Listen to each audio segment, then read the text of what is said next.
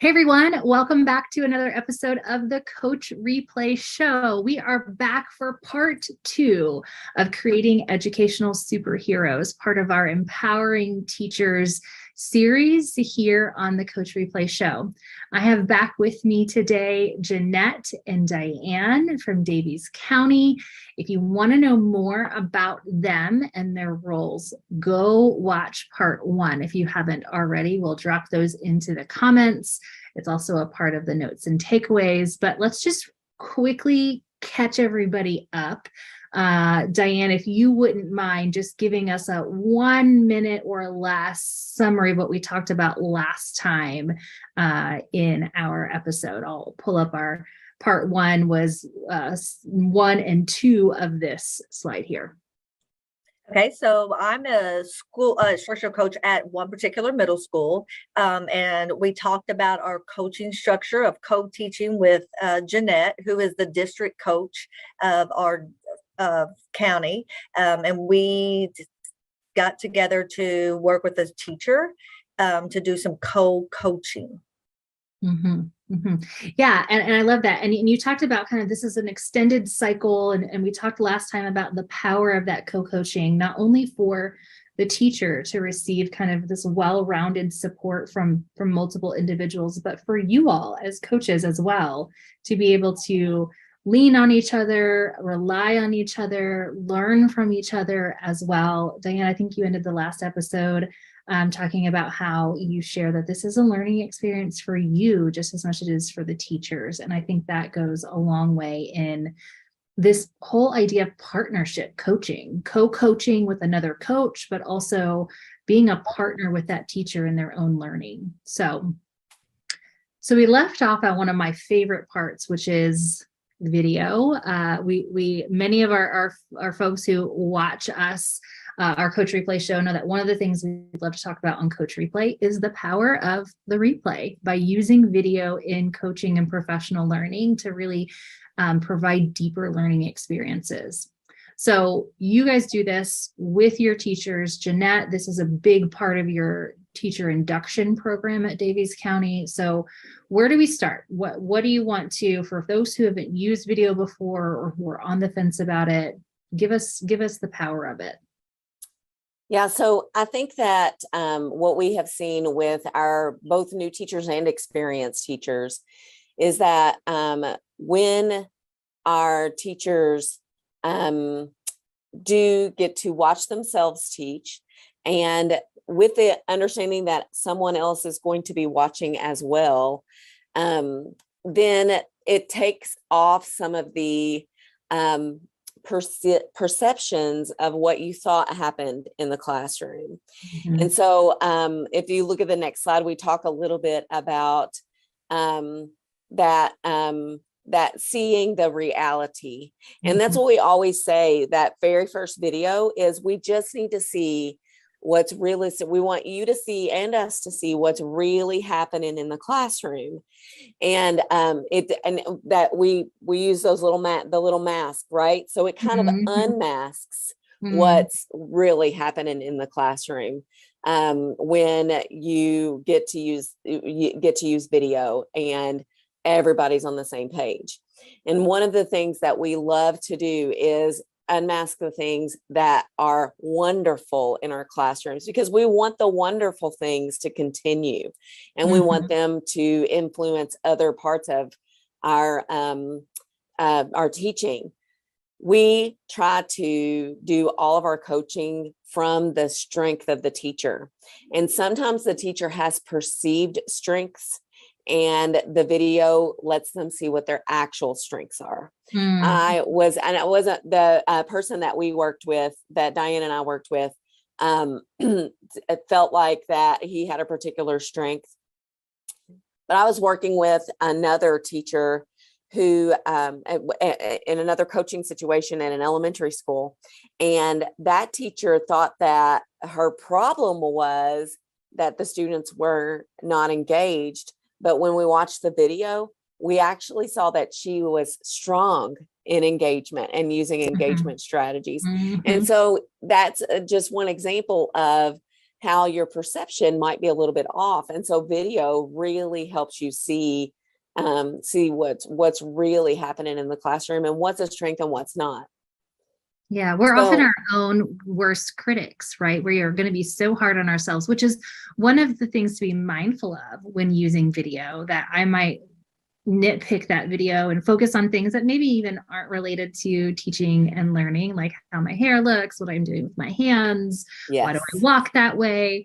But to the other side of that coin, it really is, like you said, that way to kind of unmask that, and really see that. And you guys, I'm just going to hop back to last episode's slide where you talked about your coaching cycle, like beginning with this baseline video, I think is a really powerful way. As you said, you start by first just seeing the reality, zooming out a little bit and doing a baseline to see where we are, where we're currently standing with our practices and our skills and our facilitation of the learning.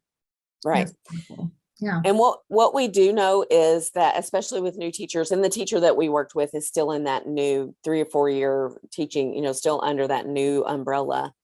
What we know is that it's really, really hard to be consistent in anything in life, but especially in the classroom, it's really, really hard. And so that's one other area that we really look at is, are you consistently using structures and strategies in the classroom that we know you need to use? We've been using a whole lot of cooperative learning strategies, and are you implementing those consistently? That sort of thing. And so I feel like that's another big piece that we can look at, because we don't just upload one video. We upload multiple videos, and we go in and we do a second video and a third video, so that we're able to see those, are we being consistent with how we roll out? And sometimes it's that we have tweaked the strategy because we did see something that we needed to make changes. So did you consistently do that? Like, have you become more consistent over time?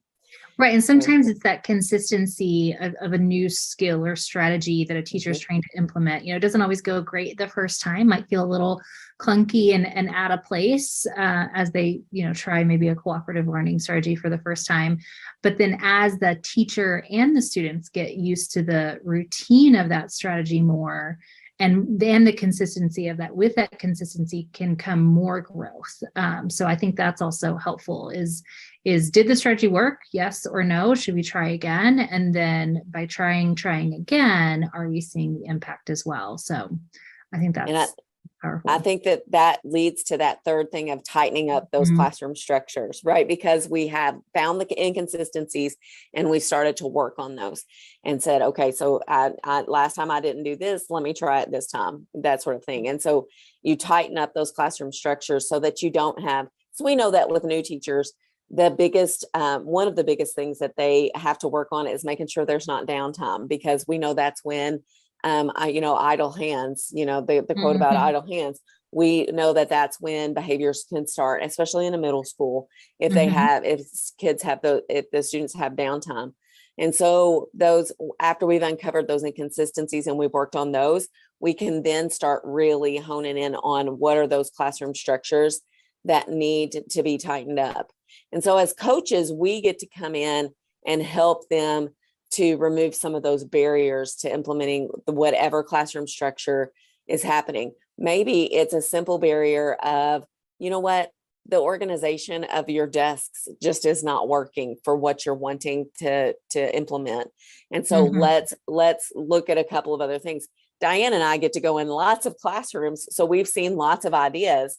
Our new teachers don't always get to do that. And our experienced teachers don't either. They don't get to get in each other's classrooms nearly as nearly as much as we would want them to. But that way we can come in and start thinking about those things that would help to remove barriers for them. Yeah, I love that. So we've talked about a few ideas for both coaching and, some tools like video as a tool for coaching as we are thinking about how we empower our teachers. So I am curious now, talk to me about the results of this. What do you see is the impact of both the partnership coaching that you're doing with your teachers, as well as, adding that video element to it. What's the results there? How do we see the impact of empowerment? Well, I'll speak to that. So, because actually, co-coaching with Jeanette, I started another coaching cycle with a teacher at my school, and she was we've done 3 videos actually. And I think just seeing the results of looking at the video and thinking about letting her decide what she needs to do in order to make it better. So kind of thinking about she's reflecting. And I think that's the big thing too, is just looking at the being reflective as a teacher and letting them choose their path rather than us as the district coaches or the middle school coach telling them what to do or suggesting what to do. They're actually seeing what's going on and they're making the decisions for improvement.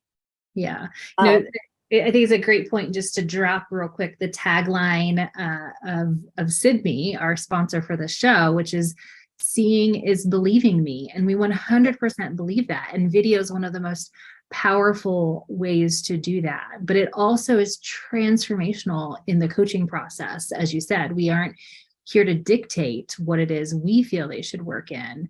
And we're not trying to get buy-in on that, but we are actively engaging the teachers when we are using video in owning their own learning and the learning of their students to have that full responsibility. And they're able to do so in a way that is effective and efficient and powerful because of video. So I love that you're seeing that impact. Yeah, so it kind of goes to the second one there where it's increasing teacher capacity. I mean, these teachers are looking at and reflecting on their own learning and what's happening in their classroom to make choices and to get other tools in their toolbox to make their lessons and their instruction more powerful. And I think also because Diane and I get to we're getting to co-coach.